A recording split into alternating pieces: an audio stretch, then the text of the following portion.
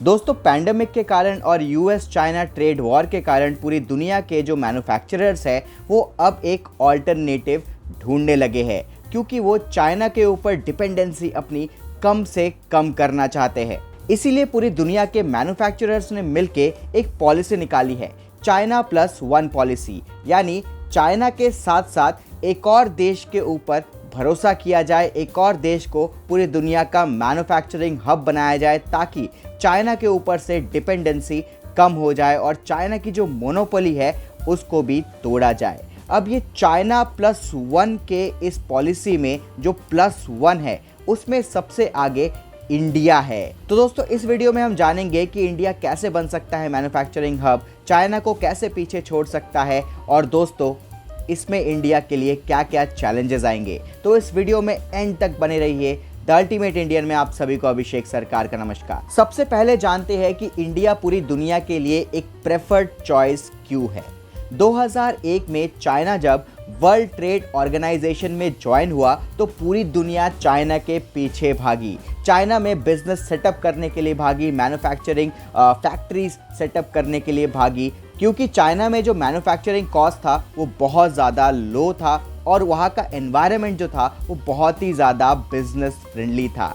China ने एक बहुत अच्छी टेक्निक अपनाई कि उन्होंने एक पर्टिकुलर प्रोफेशन के हिसाब से, एक पर्टिकुलर प्रोडक्ट के हिसाब से अपने वर्कर्स को ट्रेन किया, उनको स्किल्ड बनाया और उनका कॉस्ट भी काफ़ी लो था। उनको बहुत ज़्यादा सैलरीज नहीं चाहिए थी और बहुत बड़ी मात्रा में लो कॉस्ट में वो मैन्युफैक्चरिंग कर सकते थे। पर दोस्तों, धीरे धीरे क्या हुआ कि इस मैन्युफैक्चरिंग की वजह से चाइना अमीर बनता गया, वहाँ का लिविंग स्टैंडर्ड भी बढ़ता गया और दोस्तों वर्कर्स की मांग उठने लगी कि अब हमें सैलरी भी थोड़ी ज़्यादा दो और वर्किंग एनवायरनमेंट भी थोड़ा बेहतर बनाओ, जिसकी वजह से जो चाइना का यूएसपी था कि लो मैन्युफैक्चरिंग कॉस्ट, काफ़ी कम पैसों में वहाँ पे मैन्युफैक्चरिंग हो जाती है, इसको चैलेंज मिल गया। इससे क्या हुआ कि अब चाइना में मैन्युफैक्चरिंग कॉस्ट बढ़ने लगा और एम्प्लॉयज़ भी अच्छी नौकरी, अच्छा वर्किंग एनवायरनमेंट ढूंढने लगे, जिससे कि प्रोडक्ट की कॉस्ट बढ़ने लगी और कंपनीज़ को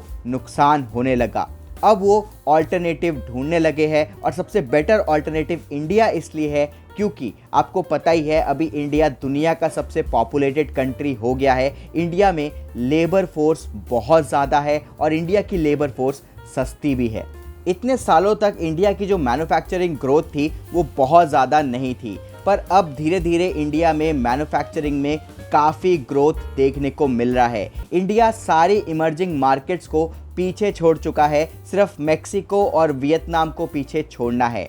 दोस्तों, अभी भी इंडिया की जो मैन्युफैक्चरिंग मार्केट है वो चाइना का 1/10 है, पर धीरे धीरे ये जो गैप है ये कवर कर रहा है इंडिया। स्पेशली इंडिया ने इलेक्ट्रॉनिक्स में काफ़ी ग्रोथ देखा है, इलेक्ट्रॉनिक्स मैन्युफैक्चरिंग में काफ़ी ग्रोथ देखा है। 2018 से लेके अब तक हर साल इंडिया $23 बिलियन के इलेक्ट्रॉनिक प्रोडक्ट्स एक्सपोर्ट करता है, जहां 2016 में इंडिया दुनिया का सिर्फ 9% स्मार्टफोन मैन्युफैक्चरिंग करता था, वही अभी प्रोजेक्ट किया जा रहा है कि इसी साल इंडिया 19% दुनिया का स्मार्टफोन मैन्युफैक्चरिंग करने वाला है। इंडिया में मैन्युफैक्चरिंग की ग्रोथ हो रही है, इसका सबसे बड़ा एग्जाम्पल है कि एप्पल जैसे मल्टीनेशनल इतना बड़ा ब्रांड ने इंडिया में अपना मैन्युफैक्चरिंग सेंटर खोला है, अपनी फैक्ट्रीज खोल रहे हैं। जहां पे 2017 में एप्पल इंडिया में लो एंड आईफोन मैन्युफैक्चरिंग करता था, वही अभी आईफोन 14 भी इंडिया में मैन्युफैक्चर होता है और पूरी दुनिया के साथ आईफोन इंडिया में एक साथ लॉन्च होता है।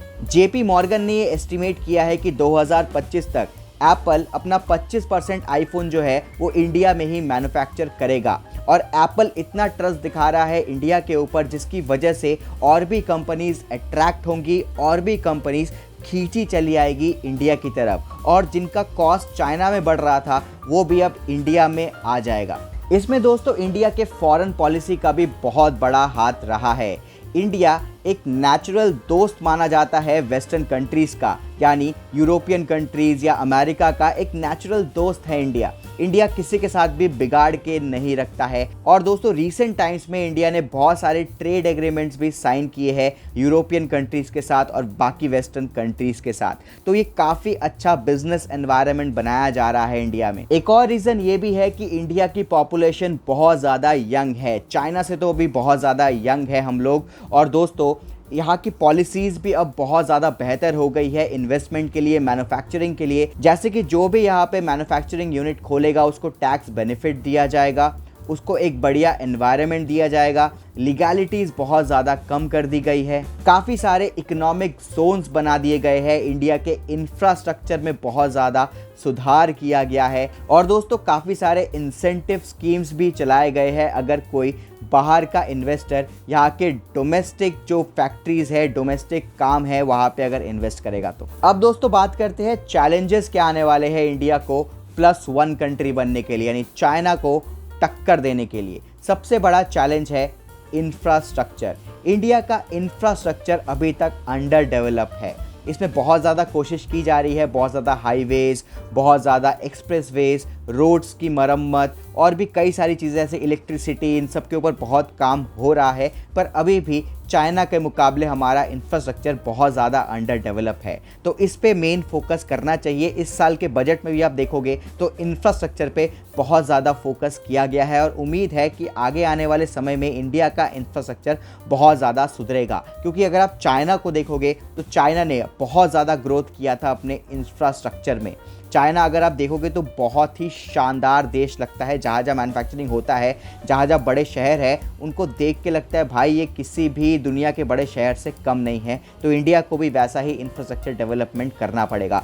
चाइना ने दूसरी चीज़ की थी कि एक पर्टिकुलर प्रोडक्ट में अपने वर्कर्स को स्किल बनाते थे। मान लीजिए कहीं पे अगर एक प्लास्टिक की चीज़ बनती है तो कुछ वर्कर्स को सिर्फ प्लास्टिक में ही वो लोग ट्रेन करेंगे, स्किल बनाएंगे। तो वैसा ही कुछ इंडिया में करना पड़ेगा, क्योंकि इंडिया का जो लेबर है, लेबर तो सस्ता है और बहुत ज़्यादा भी है, पर अभी भी वो बहुत ज़्यादा अनस्किल्ड है।